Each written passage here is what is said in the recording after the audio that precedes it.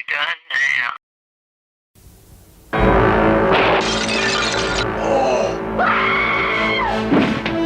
Every person in this room has the perfect motive. Stand back! For murder. What do you mean? Murder. But only one of these suspects is the murderer. Is it the timid Mr. Green? Why are you screaming? Because I'm frightened of what? Screaming! Or the militant Colonel Mustard? If I was the killer, I would kill you next. Huh? Said F. Mrs. White, who helped her husband on his way? Well, it's a matter of life after death. Now that he's dead, I have a life. Miss Scarlet, who's helped many men along the way? Practice makes perfect. Huh. Professor Plum, who's looking for a way? I'm looking. Mrs. Peacock? I have absolutely no idea what we're doing here, but I am determined to enjoy myself. Or did the butler do it? No. Paramount Pictures invites you to an evening of mystery, Let us in! Let us in! Let us out! Let us out! murder, This is getting quite serious. and madness. In the movie that makes a scene of the crime, So who did it? Clue. It's not just a game anymore.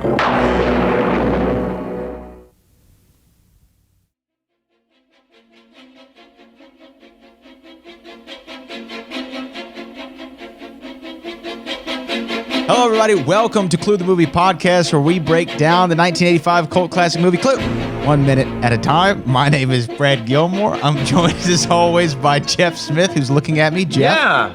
How Hi. are you? Wow, this is strange. Usually we hear the minute of Clue before we get to this point. We didn't hear a minute. There's no minute. And there's no Why? minute because We're breaking format. they're about to find out in a minute. Because why there's no minute? Oh, a different minute. There's a big minute coming up. Several minutes, actually, because Oh. Jeff and I got our first special guest. Well, that's not true. Apologies to John Hatch. Jeez. John Hatch is a special guest, of course, but Yes. a special guest interview. How about that? Yeah. Special guest interview. Even though we had a, well, you know what? But we had a little clip We of interviewed Christopher John Lloyd. Hatch. There's a little Christopher Lloyd clip on one of the episodes that I put at the end. Yeah, that's recycled, but that's okay. I recycled Christopher Lloyd for the documentary. Right. So you know what? You should have put my clip of Christopher Lloyd in the documentary. Is what you should have done. I didn't know you yet. I actually have And video this intro of it. is terrible, but go ahead. My intro's terrible. No, this intro is terrible. Oh no, this intro's great. All right. You don't want to keep this? We're going to keep this. So, but we have a special guest interview today. One of the cast members of Clue, the movie, and a lot of people's favorite character, I would say. I would say so, yes. I would say a scene stealer most of the time. And one of our And a heart favorites. stealer. And a big heart stealer for you and I especially, and many men and women across the United States and world for that matter. Miss Lesley Ann Warren, the Oscar What? nominee, also known as Miss Scarlet, What? is on the podcast today. That can't be right. How incredible is this? How incredible! Well, I'm is sure they read the description, and this should not be a surprise. If anything, this is driving them crazy because they just want to get to Lesley Ann Warren, and now they have to. I'm sure there's been some skipping. But now they have to do the thing that they don't like doing sometimes, where we go off tangent. they have to listen to it. No, we promised we would not do a tangent on this episode. We're not doing a tangent. We're about to get into it right now with Lesley Ann Warren. We talk about her acting background, where it all started, some of her most memorable performances, auditioning for Superman, and of course, we talk about Clue. We talk about Yes. Clue and get some Brother. answers to some questions that Jeff didn't even ask when he did the documentary. No, failed. Failure. 5 years ago. Failure 5 years ago. That it took me 5 years to come up with a new question. And a new And the answer's question. pretty good. It was worth it. It's was worth pretty good. And we're about to get into our interview right now with Lesley Ann Warren on Clue, the movie podcast. Brad Gilmore here in Houston. We have Jeff Smith in Boston joining us on the show today. We have an actress who you've seen on the stage and screen and everywhere in between, an Oscar-nominated performer who joins us right now on the line, Lesley Ann Warren. Lesley, thank you so much for taking the time. How are you doing today? I'm doing great, and I'm happy to be here. So, yeah. All good. Well, we're happy to have you. I mean, you've kind of been, I believe, in everybody, if you're a movie or television fan, and who isn't, you've been in our lives in one way or another. I think everyone has a Lesley Ann Warren project that they hold near and dear to their heart. So we're excited to talk to you about some of them. What I kind of wanted to start off, though, with, Lesley, is kind of your beginnings in the entertainment industry. I find the origin story of people so fascinating. I know that I believe you had a parent or something that was kind of in show business in some ways, but where did it all begin for you? Well, my mom was a singer, but she actually gave up. She was a wonderful singer, and she was actually, I have a picture of her, and it's the Copacabana in New York, with an awning that said Manhattan's newest dream girl, and that was my mother. And she, was a pretty successful singer in New York at the time. But when I was born, she gave it up. She didn't want to continue. She wanted to have another baby after me and be a homemaker. And so it was really, my parents, we lived in Manhattan, and they were very, cultured and loved the theater and movies and the arts. And they took me to my first show when I was 3.5, which was The King and I. And I came home, and we had a neighbor in the building that was in a dance sort of group of two people, two brothers or something. I can't remember. But he was our neighbor, and he came over, and he said, "Show me what the show is about. Show me what the play is about." And I started doing some of the dancing that I saw in the play. And he turned to my mother, and he said, "She wants to dance. You need to find some classes for her." Well, I didn't really start ballet until I was 6. But I started very seriously with a Russian teacher. Actually, my first teacher was an English teacher from the Royal Ballet. And then I started studying with a Russian teacher at 9. And I really studied ballet intensely until I was about 14. I got into the School of American Ballet, which was Balanchine School, still is. And I studied there for a summer. And then I continued studying, but my girlfriend was a young actress, 14 years old, 15 maybe, in Bye Bye Birdie. And her name was Leda Edmonds. And I used to go backstage and watch the show from the wings. And I thought, I want to do that. And so I started taking jazz classes and singing lessons and acting lessons. And I snuck off to an audition when I was 14 for Bye Bye Birdie, the national company. And I got it. And my parents wouldn't let me take it because they wanted me to finish high school. So I thought my career was over at the time. But I was devastated. But then I started seriously studying, the other kinds of dancing, singing, etc. And I formally started auditioning when I was about 16 because I graduated high school at 16 and a half. And I got my first Broadway show then, and it was 110 in the Shade. And I auditioned over a period of 6 months, and I won the Most Promising Newcomer Award that year. And then it sort of took off from there. That's incredible. I mean, it all started kind of with ballet and getting into that. I guess my question would be to follow up on that. What lessons did you learn from the Russian dance teacher, the English dance teacher that you talked about in ballet, that discipline of ballet that really translated over to when you became an actress on stage and screen? Were there certain lessons or disciplines that were instilled upon you during that time that you were able to kind of carry forward with you? Well, you actually said it, and it's the discipline, the absolute discipline of ballet, because it's incredibly intense and serious and structured. And, I learned how to do that and to be committed and to be observant. And because in ballet, you learn by watching. And so, and rehearsing, and doing it over and over and over again and not complaining.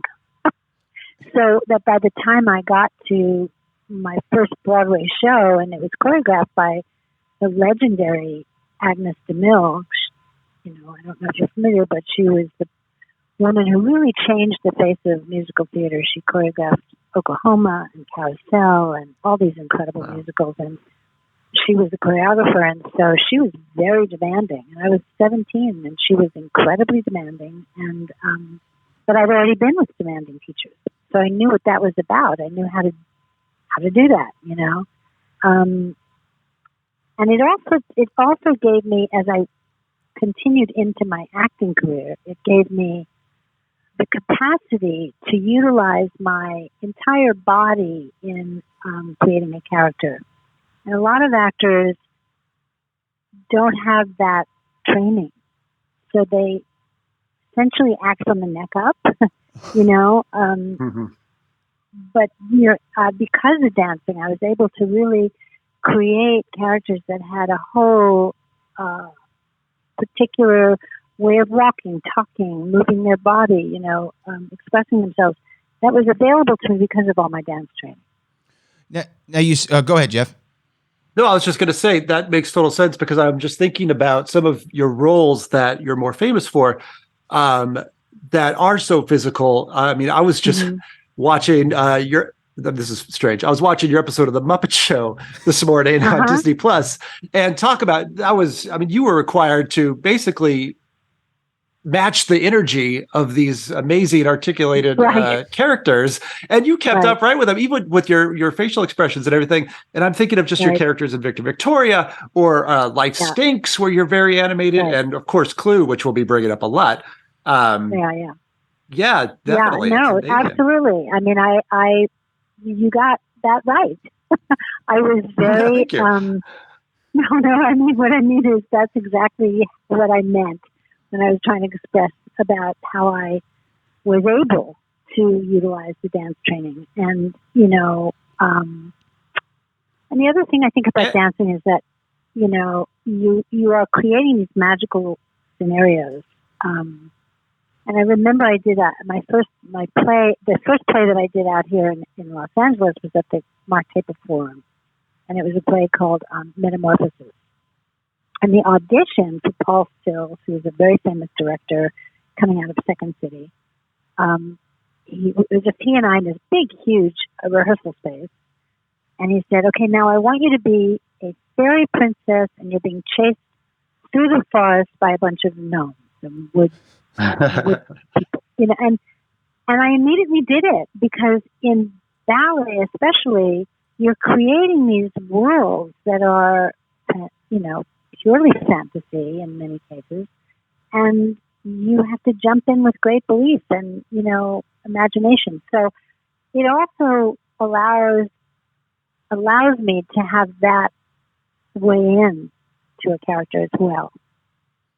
Now, you mentioned with ballet, you learned a lot from watching others and kind of, I guess, you know, from a visual learner, you know, watching what they were doing on the stage and kind of adapting it in your own.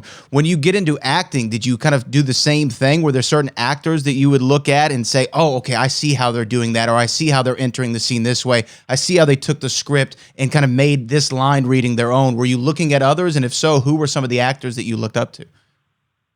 No, that's really, you can't actually, in my opinion, you can't actually do that as an actor. You have to create from inside of yourself, and then the situation, the circumstance, the relationship the character has to the other actors. You can't really, I think, emulate somebody else's way in. I had people I looked up to that I adored. I grew up absolutely, my all-time favorite, I think, was Natalie Wood. I loved her, and Audrey Hepburn, and some of those women carried a kind of an interesting combination of beauty and vulnerability, and yet, you know, intelligence and a sense of whimsy in some of them. So I just loved their work, you know, but I didn't try to emulate their work, because I don't think it does work as an actor. I don't think that's the way to do it. Now, how long were you doing, you know, Broadway and plays in theater before you made the transition into television and film? Well, I was on Broadway doing 110 in the Shade. I auditioned during that time, which was my first show. I auditioned during that time for Cinderella. And I got it. And so they gave me some time off to do the show, which was about 3 weeks, I think. And then I was supposed to go back and join the show on the road, which was very hard for me. I was really young. I was still like 18 and a half, and so I had a hard time going back in the show, and I kind of wanted to be home. But I finished. Cinderella was a joy. Going back in the show was not such a joy. I did a few more weeks of it, and then I really wanted to come home. And but I came home, and I was asked to fly out to California to screen test for The Happiest Millionaire, which was my first movie, which was Walt Disney's last movie. And I spent a few weeks out here in LA doing, learning the choreography, learning a couple of the songs, learning some of the scenes, being fitted in some of the ideas of the costumes for that time before we actually got into the designing of the clothes. And then doing a real screen test, which they don't do anymore. It was a real, with on the lot and with on the stage with cameras and lights and the whole thing, and I got it, and so I moved out to LA, and they taught me how to drive because I didn't know how to drive, They put me in a beautiful apartment, and I started. I can't remember how long it took for us to shoot that, but it was a huge production. It was, as I said, Walt Disney's last film. And did you get to meet Walt during that time? Oh yes, quite a lot. Talk to me about Walt Disney, because for me, he's such a mythological figure. And to have that experience around him must have been incredible. Incredible. I mean, you have to remember I was so young but I had just come off of doing Cinderella with Richard Rodgers, who was a giant as well, a giant, and I was just, I was in Cinderella was Ginger Rogers, who played my mother, and Walter Pidgeon, who played my father, and, Celeste Holm, who was the fairy godmother. So I was surrounded by legendary, brilliant people from the very beginning, which was astounding. And then, so when I got to Walt Disney, I was still in awe, 100%. But he was, he was like this gentle, loving grandpa. He was just so, what he was like elsewhere, I don't know, but he was so kind to me, and the Disney lot at that time was everything that you would hope emanating from Walt Disney. So it was pristine. It was beautiful. It was the food in the commissary was delicious. It was really run by somebody who had input in every area of his studio. I mean, he knew. I've said this before, but it's true. He knew what the animators were doing on a particular day, what the Sherman Brothers were writing for the music and the lyrics, as well as what color ribbon was in my hair. He was his attention to detail in running the studio was extraordinary, really.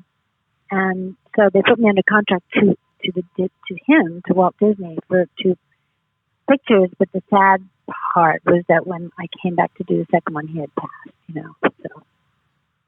So up until that point, he was still heavily involved with everything that was going on at the studio and with every production. That's amazing. Everything. I think probably down to the last moment. He didn't tell people he was sick. He didn't, right. He smoked a lot. He had a terrible cough, but he didn't, nobody knew until the very, very last moment, So he continued to work, and be there. I mean, and none of us knew.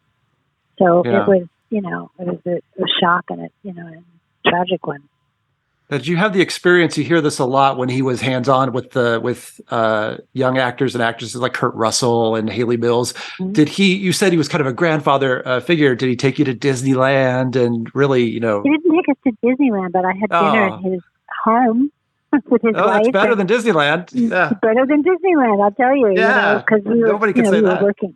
Yeah, we were working really hard. So to get to be in that kind of a private space with him, with just a few other people, I think the Sherman Brothers might have been there, and but it was just incredible to be there with him, and at his dinner table, and magical, really magical. And then he was on set a lot. He was there a lot, so, and in the recording studio, and I got to be around him a lot, and I'm forever grateful for that time. And you mentioned you were so young when this happened.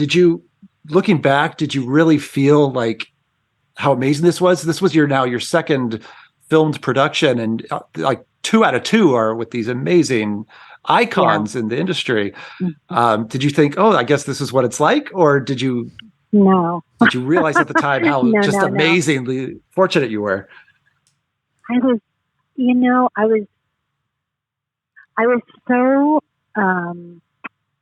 enveloped in the desire to be good and to be absolutely great and to do my very best and to have them love me and, respect what I was doing. And that was that's where all of my energy went. I don't think I spent a lot of time thinking about, oh my God, this is so, I'm in the presence of such masters. But because of that, I was so driven to do the very, to be excellent. And that was my whole consuming, passion. And Jeff is right, you were 2 for 2 out of the gate. And I think very few actors have like 2 great, like their first 2 film productions are so massive, and they're also well received by audiences and critics alike. After The Happiest Millionaire and Cinderella, is that when kind of the fame, for lack of a better term, started setting in? Would you go out and people start recognizing you? And if so, like, how did you deal with that? I went back to New York to do another Broadway show with Elliot Gould called Drop the Cat. And again, I was, when I did 110 in the Shade, which was my first show, and I won that award right out of the gate. And I was so young and so sort of, I don't know what, I wasn't, both shy and, not at my work, but as a person. And so when people would come to the stage door, I would wait until they left before I came out. I was so ill-equipped to deal with all of that adulation from fans, So when I went back to New York to do Drop the Cat, I was still so consumed with wanting to be, fabulous and to please Bill Layton, the director. And that's what I was, I didn't think about, I never, ever thought about things like, an Academy Award or, I never thought about that. I mean, and that's not a lie. It's the real truth. I didn't think about that, so for me, it was always the work. That's what I was consumed by, and wanting to do the very best I could ever do, So I drove myself hard, Well, it drove yourself hard to many successes, and I want to talk about Victor Victoria here in just a moment. Before I do, one of my favorite things that you did is that came to me later in life. I found it, a few years back, was It's a Bird, It's a Plane, It's Superman. Yeah. I love this so much, and for people who don't know, it was a TV musical of the story of Superman. You play Lois Lane. My question is, one, what are your memories of working on that? And 2, taking on the mantle of Lois Lane before really, I believe this is before. Is this right after Superman the Motion Picture? I think it was before the movie. It was before the movie. I'm not sure. I think it was around the same time, and if not right before, maybe right after, but it's before. I tested for Lois Lane, the movie. I went they brought me to London to test, the screen test for Lois Lane. I was in a play at the time with Elizabeth Ashley in Chicago. I was doing Vanities, this play, and they called my manager and had me fly to London and test, and Margot Kidder tested, and Stockard Channing, and one other woman. Yeah, some of that footage I think was released on one of the DVDs. The screen test on that. Yeah. So I don't remember if this was after or before, but I have great memories of that. I mean, it didn't do well, but we had a great time making it. I mean, it was really, really fun. And it was, it was very quirky and sort of, a unique take on all of that, but it was, completely fun. I didn't feel like, oh my God, it's Lois Lane, because it was a musical. Right. And somehow that took it in a different direction. So I felt free to create my own Lois Lane. But again, I don't remember if it was before or after the movie. Yeah, I just looked it up. So the movie came after, so 3 years later. So yeah, you did It's a Bird It's playing Superman, and I guess maybe they saw you in that and decided to bring you in for Lois Lane. Probably, yeah. I would guess, yeah. When you go in for a movie like that, and this just popped in my head to portray Lois Lane in Superman the movie, and audition and screen test, and then you end up not getting the part for whatever reason, or they go a different direction. Do you go back and watch the movie and then say, "Oh man, I could have done this in this if I had the opportunity," or do you just watch it for as it is and say, "Oh yeah, I'll get them on the next one"? I watch it for as it is because I love movies. And I love performances, and but I think what I do actually not, or I could have done this and this and this. More to me, more truthful to me is when I see another actor, doing what I was auditioning for, I understand why they made that choice. It's actually very helpful to me to see what another actress is doing in that piece, because then I go, oh, right, I get it. I get why they went in that direction. And that helps me, because I've always said to young actresses that come to me and want to talk about it, and they think they should be able to do any part, all parts in any part. And what I tell them is that, for instance, Marilyn Monroe couldn't be Audrey Hepburn. And Audrey Hepburn couldn't be Natalie Wood. Natalie Wood couldn't be, Ava Gardner. That everybody brings an essential essence to what they do. And, their talent and abilities, etc., allows them to have a wide range of things they can do. But there is an essential essence, and when I see somebody who gets a role that I really wanted, I'm like, oh, right, I get it. I get why they went that way. And that helps me. Now, I have a question that not only were you able to watch a performance on a character that you auditioned for, but you actually were cast in and you got to watch it happen in person. Famously, now that Clue has become, this massive cult hit, and stories from the making of it have come out, you were originally cast as Mrs. White. Correct. In Clue, yes. And Carrie Fisher was going to be Miss Scarlet. That's right. So Carrie, dropped out for reasons that we all probably know. But go ahead. But my question to you is, how close were you to the first day of shooting where you were going to be Mrs. White, and what were your thoughts on how you were going to approach that character, which was so different than Miss Scarlet? You know what? Honestly, it didn't even get that far, because when Carrie dropped out, they came to me, which was probably a month before, maybe more. They came to me and said, we'd really love you to play Miss Scarlet. And I had not even begun work on Mrs. White. So, and I felt much more related to Miss Scarlet. It felt much more right for me, just intuitively inside of myself. So I was thrilled, and when I saw Madeline do what she did, my God, blown away. She's like, I adored her, her comedic sensibility and perspective are so uniquely hers, as hopefully we all are, but I didn't for a second think, oh, what would I have done in that role? It was so, I loved, every second of what she did. As a matter of fact, we drove Jonathan Lynn crazy because we were all of us were fans and laughing our heads off at each other's work. And he couldn't keep the set together. I mean, we were just like, it was great, but difficult, I'm sure, for him. Now, his first movie. Yeah. Right, Jonathan. Yeah. Amazing. Yeah. And dealing with a bunch of unruly, crazy actors. We were just, we were just crazy. Trapped in a house. I would say, what's that?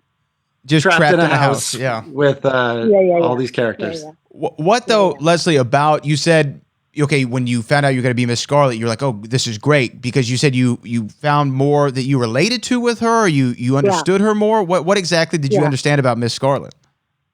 Well, my Miss Scarlet,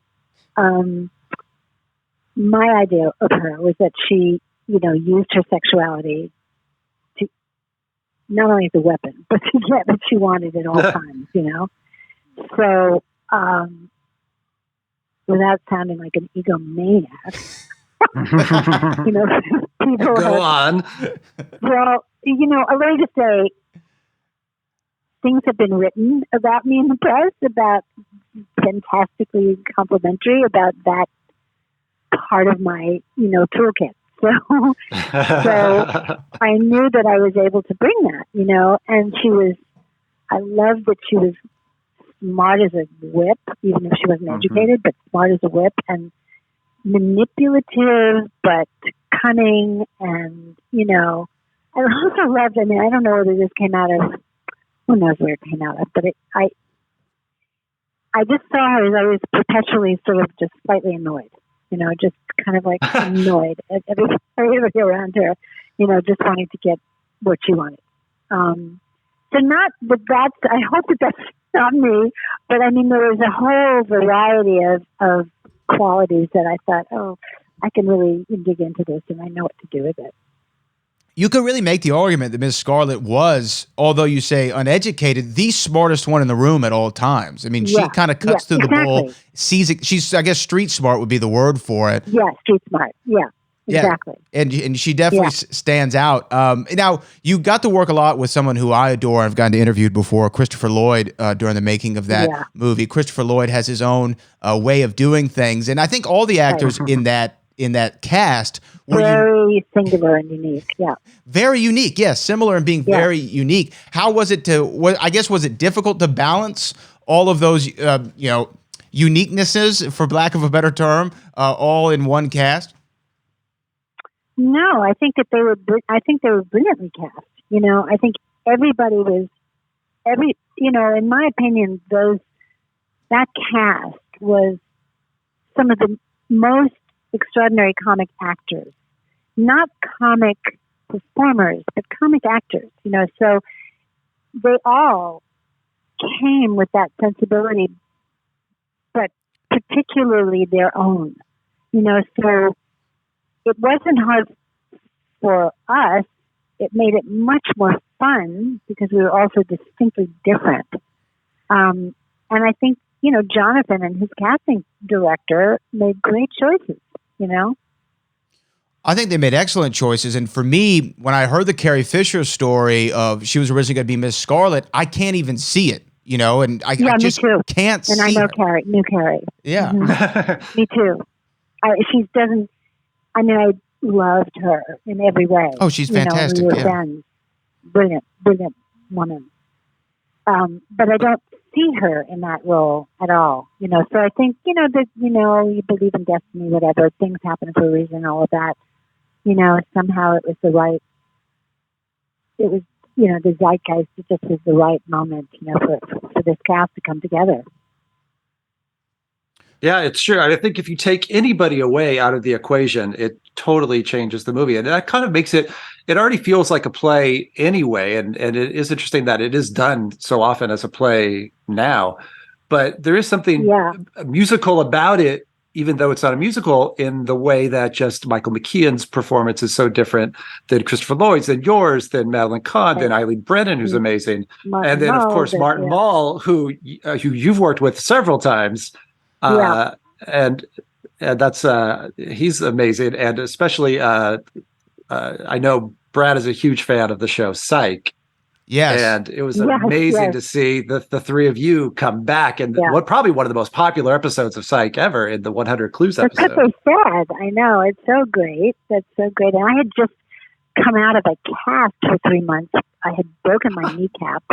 I had slipped on a cable, and oh, please, it was awful. But I was in a boot, for 3 months, and I had just come out of it. So I couldn't do all the running that they wanted me to do, the way we did in the movie. So that was kind of disappointing just for me, but it was so great to just have that little reunion. It was so great. Oh yeah, I think it was their most popular episode of that time, or that moment or something. Yeah, it was their 100th episode, and I believe the entire cast was such fans of the movie. They kind of figured out how can we get this cast of characters together, and I thought that the way that they did it was awesome. Did you have any trepidation about it's not a remake of Clue, but it's more of a love letter, but did you have any trepidation about the project? Well, just, I don't like to try to go backwards. You know what I mean? Right. I don't want to, because I feel like somebody had asked me at some point to play the fairy godmother in a different version of Cinderella. I can't remember what it was for. I don't think it ever got done, but I didn't want to, because,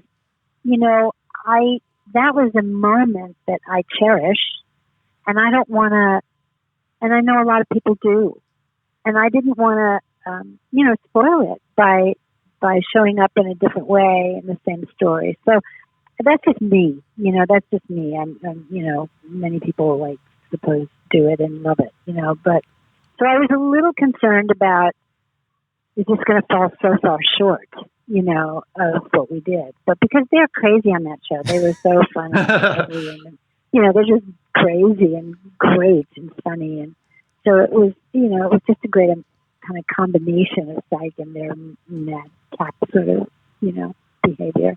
No, it was so much fun to see even y'all, the three of you and Christopher Lloyd and Martin Mull, all back on the screen together in some similar and familiar way. Are you surprised though by the, as Jeff put it, the cult classicness of Clue, and that it still connects to so many people? And I would almost venture to say it's almost more popular now than ever. It is. It's crazy. I got an email from Martin the other day saying, "Are you getting massive amounts of fan mail for Clue?" And I said, "Yes."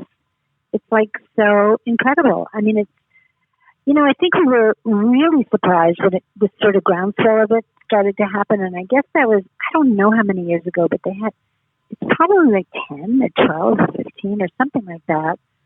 And then it just gets growing and growing and growing. And it's fantastic, because when it came out, it got middling reviews, and, it was kind of, it was all right. It was not a flop, but it wasn't like some huge, crazy success. And then all of a sudden, now it's just everywhere I go, that's what people, especially young people, they start quoting me the lines, and, then they say, "Did you remember when you said?" And I'm like, "No, I don't remember. Tell me," but, it's great. I mean, it's so great.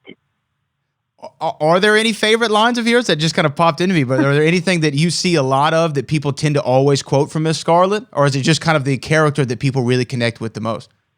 Well, they love her, but they also, want me to say that line about, it's just my defense mechanism, whatever that one is. I don't remember it. And we could do it for you, but we'll spare you.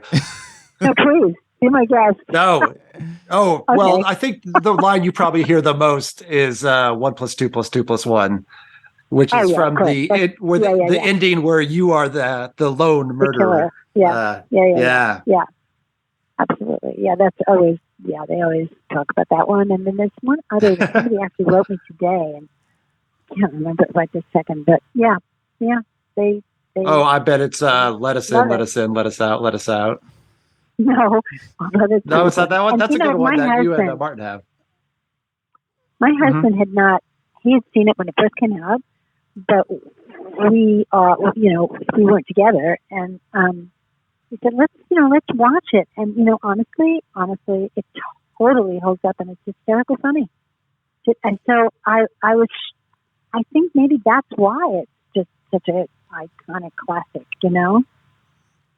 Yeah, it definitely, and it's one of the movies too that it's very rewatchable. You can watch it 1,000 times and you see something new or you pick up on something. Right. Even me, honestly. I mean, it's like, it's crazy. Yeah, it's great. It's so great. I'm so thrilled. Now, I have I guess an active process question for you. And you've been more than generous with your time, so we don't want to keep you too longer. But whether it comes to Miss Scarlet, because you said with Mrs. White you didn't even start the work on it yet. For Miss Scarlet or for Norma Cassidy that you played in Victor Victoria, my question is this, because I recently saw an interview with Sean Connery when he was doing the third Indiana Jones movie. Steven Spielberg said that Sean came to set with all kinds of notes on the script and really helped the director find the character. What kind of work do you do when you say that prior to stepping on set? Do you annotate the script? Do you think of ideas? Do you try to figure out who this person is? What's the work that you referred to a minute ago? I definitely try to figure out who the person is, even if it's a completely imaginatively conceived character like Miss Scarlet from a board game. I try to create a history, a life for her. Who was she before she stepped into the room? What did she care about? What did she want? I try to flesh, and the same thing with Norma Cassidy. I try to flesh them out as much as possible so that they're real breathing human beings to me, and I know who they are before I even start acting. And I also, if it's not indicated in the script, I design the relationships that they have with the other characters. I make decisions about that. Not rigidly, but I give myself ideas for how they would respond and react to the other characters, so that if it's not in the script, I will have a life in that moment and set, whether I'm on acting, so to speak, in the forefront of the scene or not, so that my character is fully alive at all times. I mean, a lot of the stuff I did in Victor Victoria was improvised, and I believe that it was improvised so much. First of all, Blake loved it, but more importantly, I think it's because I did all that work on her. I worked with my coach. Her name is Norena. I worked with her, and we created this world for her that she was, in a family of 14, that she lived on the Lower East Side, that she had to always yell because she couldn't be heard about the rest of the kids, that she went to Woolworths, which you probably don't even know, but it was like a 5 and dime, and she sat at the counter and looked through the movie magazines and picked Jean Harlow to copy, that she wanted to be a movie star. I just made up all this history for her so that when I got on set and, Blake realized that I was very comfortable doing improvisation, he would let the cameras roll and I would, go. He would just let me, like that whole, I don't know if you're familiar with the movie that much, but the scene on the train when I'm sort of talking to myself, but I'm really angry, and all of that was improvised. All of it, and the scene with Julie when she comes and tries to, and I think she's going to have sex with me, and, all of that was improvised. So that all comes from knowing the character, and that's the way I was trained, knowing the character, knowing who and what and where, who she is. That helps me tremendously. So was that recognition that you got from the Academy for that role in particular, was that validating for you? Like, wow, that someone's recognizing all the work that I'm putting into this character, or do awards not mean as much? Well, I'd never had thought about awards before I got to Hollywood. Right. And then you can't help but be, impacted by the mentality, here. So, But when I was when I finished Victoria, and there was all this, buzz, and MGM did my whole campaign. I mean, I do think I hired a publicist at one point because it looked like, oh God, I'm going to get some nominations out of this, and I won the New York Film Critics. I won things, so I got a publicist, and they worked with MGM, and I was in charge of like giving approval or not to the ads that they wanted to take out. But basically, it was all them, and I was beyond shocked when I got the nomination. I was making another movie. I was on location in in Orlando. We were shooting in Orlando. And I got this call, and I was out of my mind with shock. And, it is, I know everybody says this is such a joke, but it does feel like an enormous honor to be included in this, Sure. Very elite and specific club, if you will, that it's always in front of your name, Academy Award nominee or Academy Award winner. It's just always, and it's a big deal. It's a big deal. If you're going to work here, you might as well have that. You might as well. It's a good thing. It's a good passport. Not a bad thing to have to precede your name. I think it's better than doctor. I think that's way better. Academy Award nominee. That's better than doctor. It sounds cooler. It sounds way much cooler.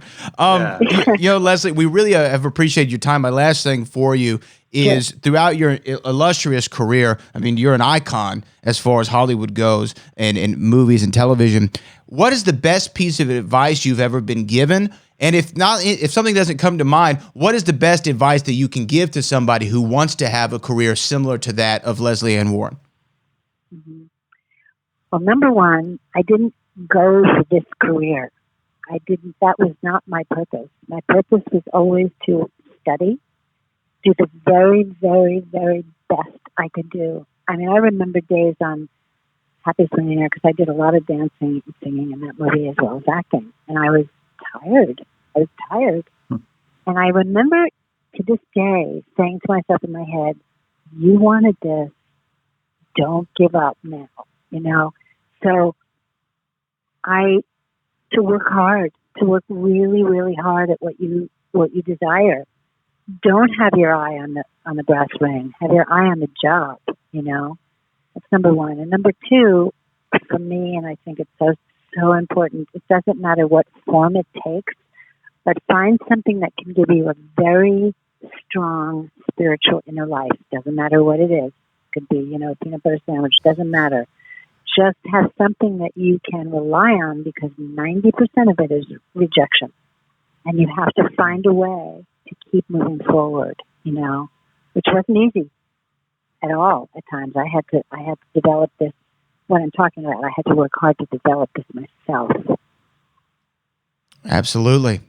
Soldier on, work hard, find the inspiration and the peace, the spiritual peace, even if it is a peanut butter sandwich, like Lesley Ann Warren said. You got to find it. Well, we really appreciate you taking the time to talk to us today. It's been an incredible experience for both of us, so we appreciate your time. Lesley Ann Warren, everyone. Thank you. Lovely. Thank you so much. Thank you so much. Have a great day. You're welcome. You're welcome. Bye. Bye-bye.